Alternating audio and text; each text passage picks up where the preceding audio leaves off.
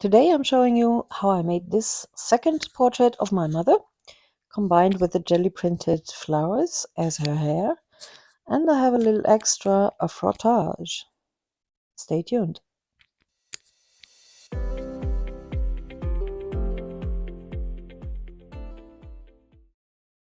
Hello jelly print fans! I made these 3 prints of fuchsia flowers last October via the gel plate, arranging them in a way that they could serve as a hat or hair, combined with a portrait of my mother of a photo from the 60s. In last week's video, I used this flower print and added the Photoshop altered photo by a laser copy transfer, also using the gel plate. I also made a test print with some other printed objects, which also turned out nicely. Here you can see it.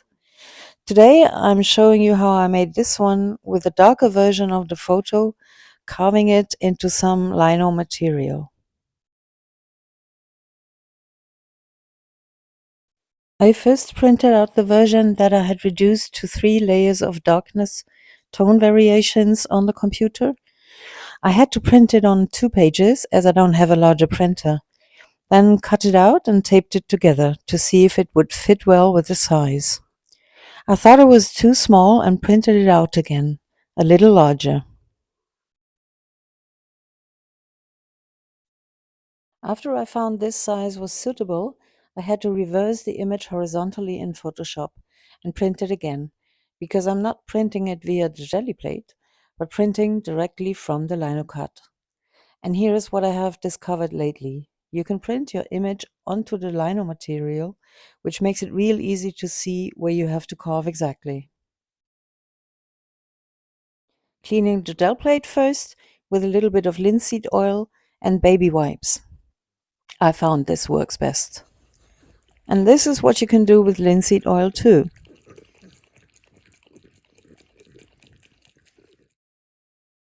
I'm just roughly marking the area where I have to put the paint. Rolling out the golden open slow drying acrylic paint. It stays wet longer on the jelly plate, so you don't need a pickup color. Placing the reversed laser copy onto the gel plate and taking off as much excess color as I can with regular copy paper.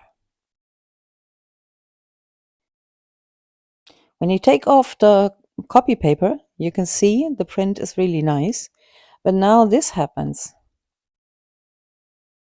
The copy paper fell down accidentally and took off some of the print. Terrible. But I decide it's worth giving it a try. I'm registering the lino soft cut material with the left side of the print.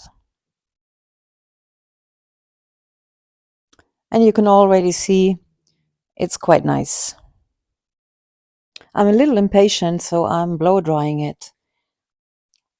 When it's dry, it really stays on the lino plate really well. What you see me doing here is wetting the whole thing to test if anything comes off. To fill in what was accidentally lost of the picture, I'm using Copic markers.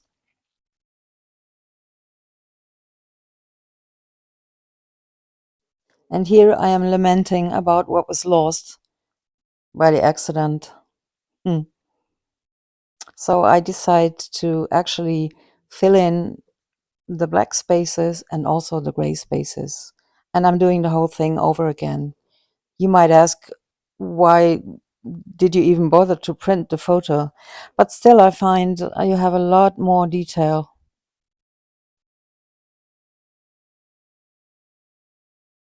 Oh, by the way, instead of the original wine glass, I put a mockingjay, I think it's called, in her hand that I had drawn in Procreate and combined with the photo. It was her favorite bird, and the fuchsia flower was her favorite flower.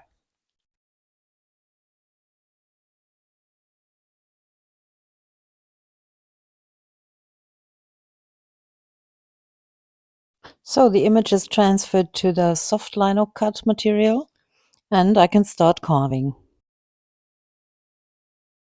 I'm carving with an Essdee Lino Cut knife and it has various blades.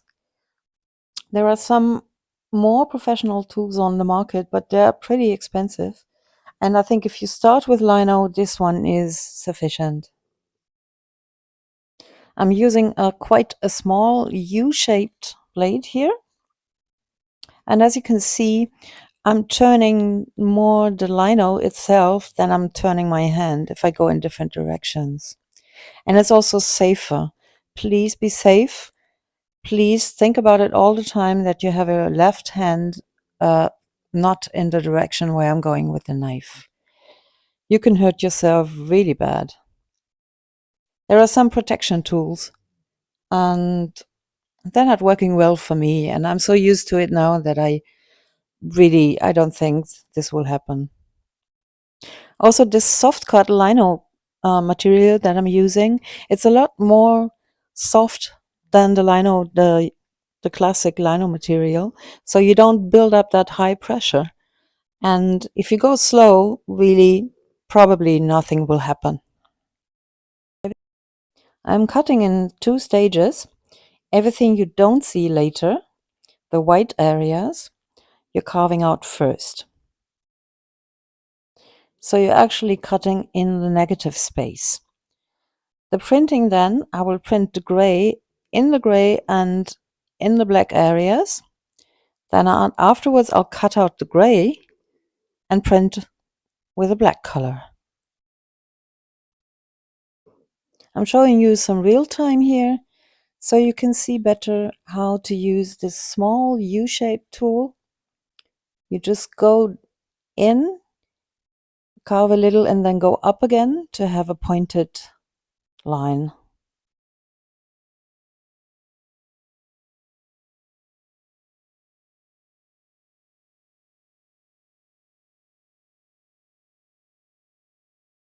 And for the broader areas, you go with the broad tool.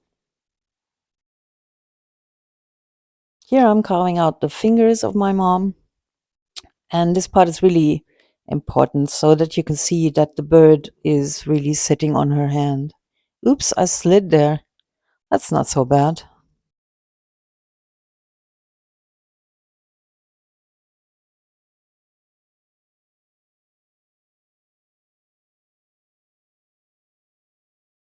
And I'm cutting out the whole image so I can register it better onto the flowers of the flower print.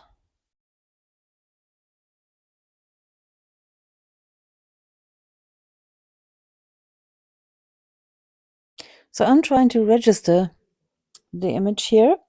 It's really like guessing a bit where the flowers end. But who wants to be perfect? I'm filling in the shape of the print plate on the original print so I can see better what I'm printing. To protect the original flower print, I'm cutting out some masking sheets in the shapes of the flowers that will connect to my mother's head. The great thing about it is that you can see through it, so you know where you're going.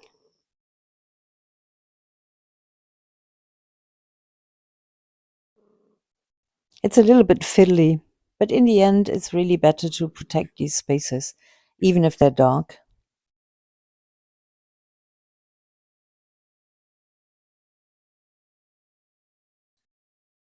I'm mixing a gray of the Golden Open slow drying paint, the black with the white. And I find it looks quite light, but in the end, as it always is, it gets a little too dark later. So what you see here is when it's wet and it gets darker when it dries. So that was a little bit a mistake. The paint is spread evenly on the brayer and I only go with a light pressure to catch only the higher areas. These little higher lines you see in the areas where I cut with a broad tool, I left them on purpose because I think this is typical of a lino cut, that you see a little bit of the carving work. So this is a test print before I go to the original. And here you can see that you can also see the black marker coming through, which was not intended, but it's kind of interesting. So I use that for the real print with the flowers now as well.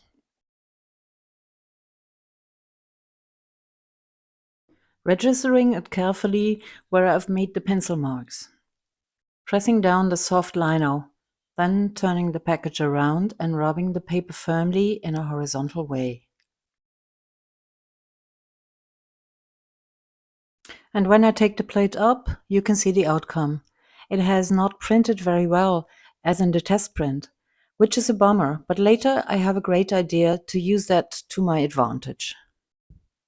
Although I have tested the markers with a wet sponge before and nothing came off, it still lost some parts that the wet acrylic paint took off.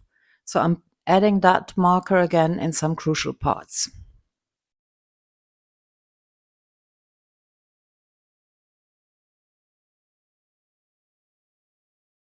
Here I'm using Essdee's finger protection tool just to show you this, but I cannot work well with it as my vision is shadowed in the corner areas. The gray areas take a bit longer to carve as they are more and often more detailed, so I use the smallest blade again.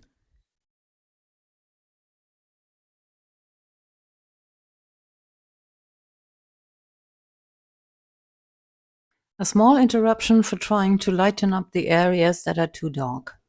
I am testing with a white pencil and then with gouache, diluted first, and also using the gouache in a dry technique, undiluted. That is of course not what I intended, so I hope that lighting up some areas would not ruin the special print style.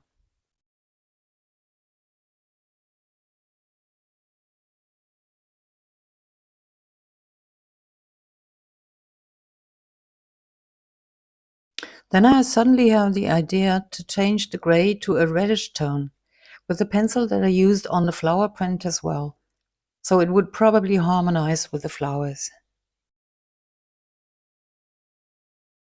Carving away the rest of the gray areas. I won't bore you with too much footage here, as it's basically the same process. Just some more work on the bird.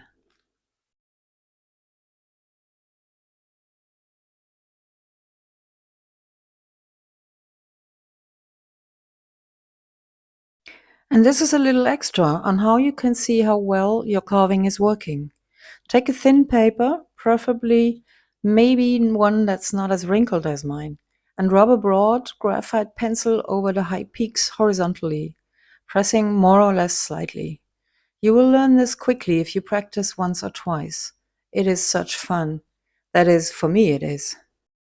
So, inking up with black this time, then pressing it on the test print.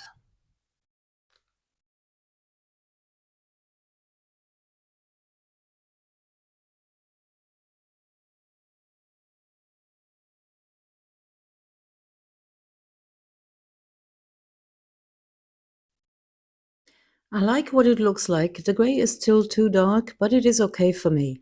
And I think the red pencil could really work well. Here I am showing you how this lovely small brayer works. If you're afraid of pressing too much paint into the valleys with a larger brayer, you can go only over the hills with this one.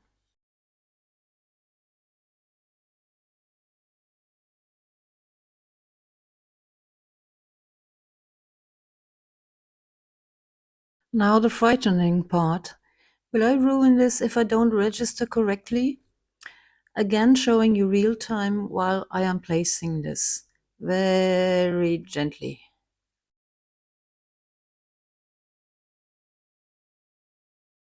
There.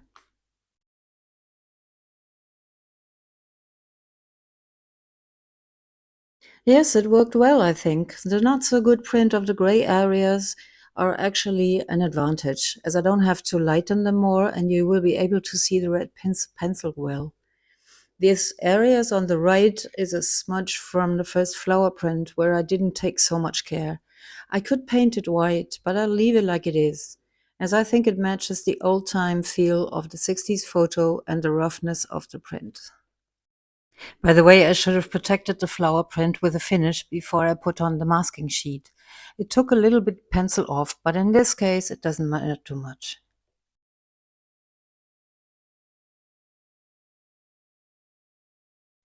So this is the result. And this is the piece after I've added red pencil only in the skin areas and made a connection with black pencil between flower and face. I hope this has inspired you to try something similar and not give up if a print is seemingly a fail. You can still make something beautiful of it by working with what it gave you. See you next week.